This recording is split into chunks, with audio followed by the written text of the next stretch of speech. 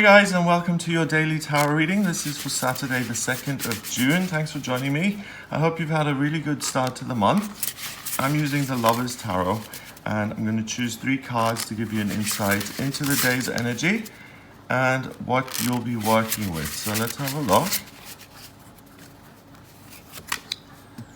We have Isolde, that's the Queen of Cups. Then we have the Princess of Coins. And we have Persephone and Pluto transformation. Oh, that's really great. Okay.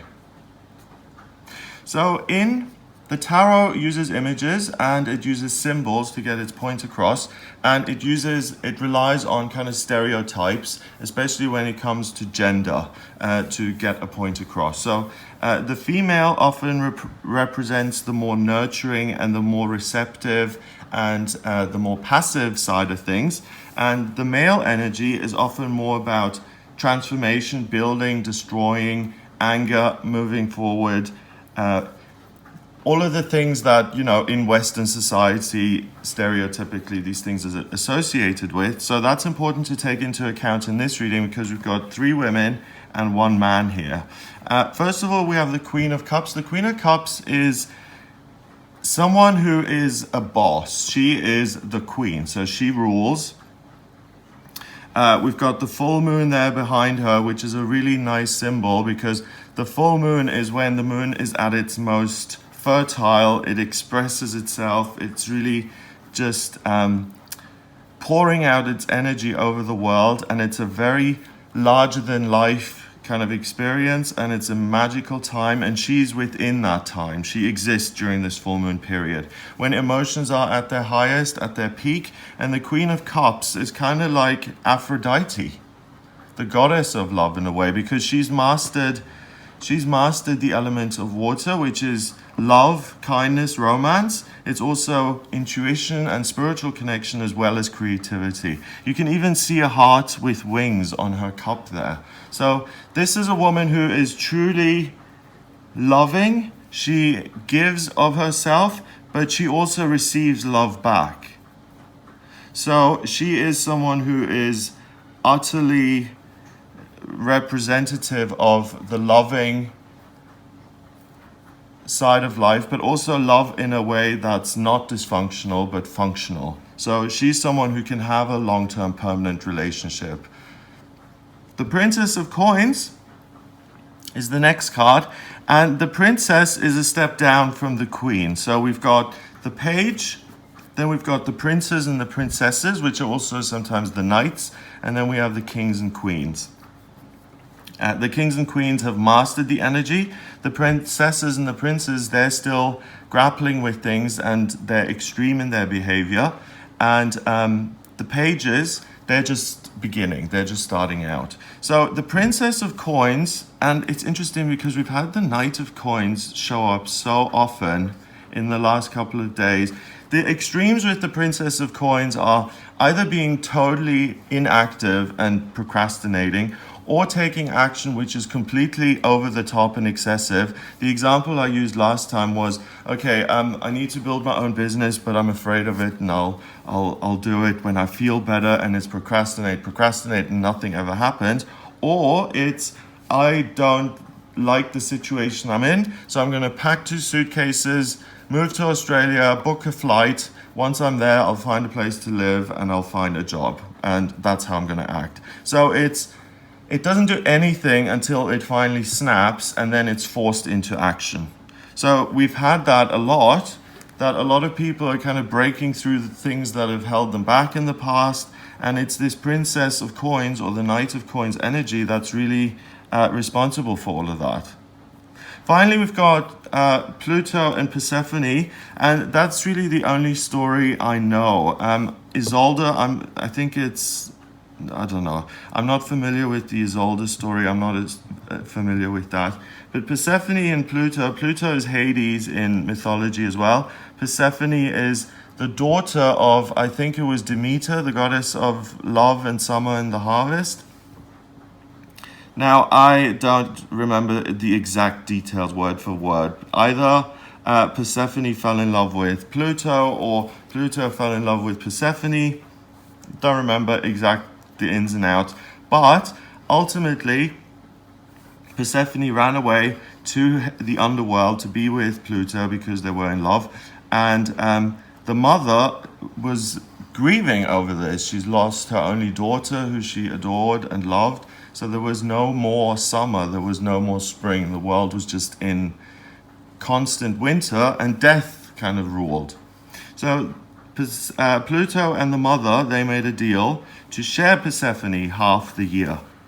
So Persephone would live in the underworld in the autumn and in the winter, and then she would come up from the underworld in the spring and summer, and Demeter, or the goddess of the harvest, would then be responsible for providing spring and summer again because she had her daughter back. It's a really interesting lesson about parenthood and letting go of your children and allowing them to individuate, but it's also about compromising and kind of realizing that certain things aren't about you.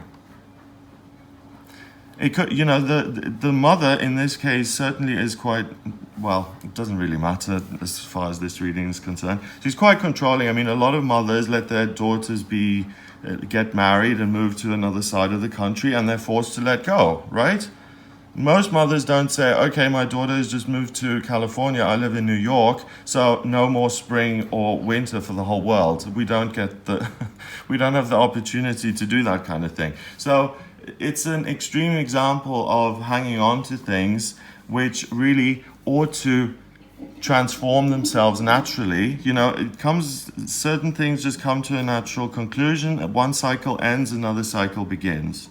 So what we've got here today is you taking action again in terms of what your hopes and dreams are.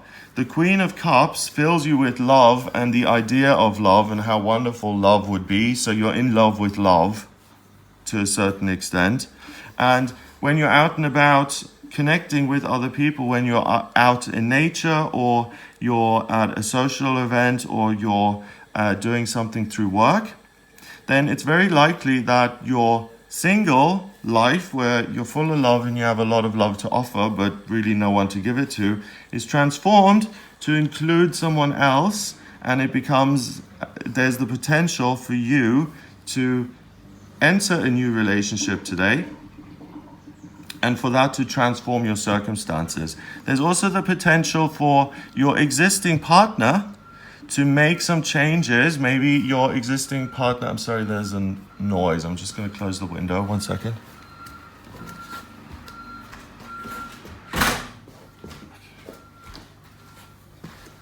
Sorry about that. We've got a delivery. So yeah, that's what this reading is about, a delivery as well. So something's being delivered to you in the sense that you're taking action by being out and about. You're full of love, and if you're in a relationship, maybe your partner changes something, like he works for the army and he says, sorry, we have to move away from Edinburgh, and we have to move to Wiltshire in England because that's where the army base is, and I have to go there, and we as a family have to go down. So if you're in a relationship, expect some sort of transformation to the nature of your relationship, but it's a good transformation. It means more love is there. Maybe if you've been with a partner for 6 months and you haven't said I love you to each other yet, this is the day you'll do it. There's a transformation in the relationship. It becomes deeper, it becomes more loving. We've even got the little love heart there. And it's about really transforming your love life today. So love is in the air, magic is in the air. It feels like a full moon. You're really totally calm and at peace within your own emotions. You feel it's natural to do something and to just get out there and interact with the world. And as a result of this, these two look very similar. This looks like the younger version of the Queen. So maybe she's queen now because she was a noble woman's, well, she's the daughter of a goddess. But she married the king of the underworld. So maybe the Queen of Cups is actually the queen of the underworld in disguise, and she just happens to be above ground at the moment. So maybe that's why she becomes queen, because she meets someone who really gives her something that she felt she wanted, in the sense that I can be with this partner and give my love to him, and he can give it back to me. And there's a transformation of your relationship circumstances, but it all fits together really nicely. So the day is about love again, and that has really been a big theme lately. I mean, I think this time of year is just, it's very natural. I think nature wants people to fall in love, because there's so much energy that's pushing and pushing towards it, that loads of people are. Last week I said that loads of people are going to find their soulmate on a certain day. Today I'm saying it's really likely that you're going to meet someone, and that person is going to transform your life for the better. So again, love is in the air. Love, love, love. Number wise, we've got 2 chord cards, which is 1 each. So 1 and 1 is 2. And 13 is 15. 1 and 5 is 6. And 6 is a temporary opportunity in numerology. So you have a window of opportunity opens up today for you to meet the right person. So use that opportunity. Don't lock your way away on this Friday night. You know, if friends are saying, will you come out? And you said no for the last 2 times, then bite the bullet today and go out today. It'll be really good. It will be transformative. So I hope you have a great day. If you would like a private reading with me, then please get in touch via my website. It's gregoryscott.com. Click on the readings tab to order your reading. Please remember to subscribe to this YouTube channel, and I'll speak to you tomorrow.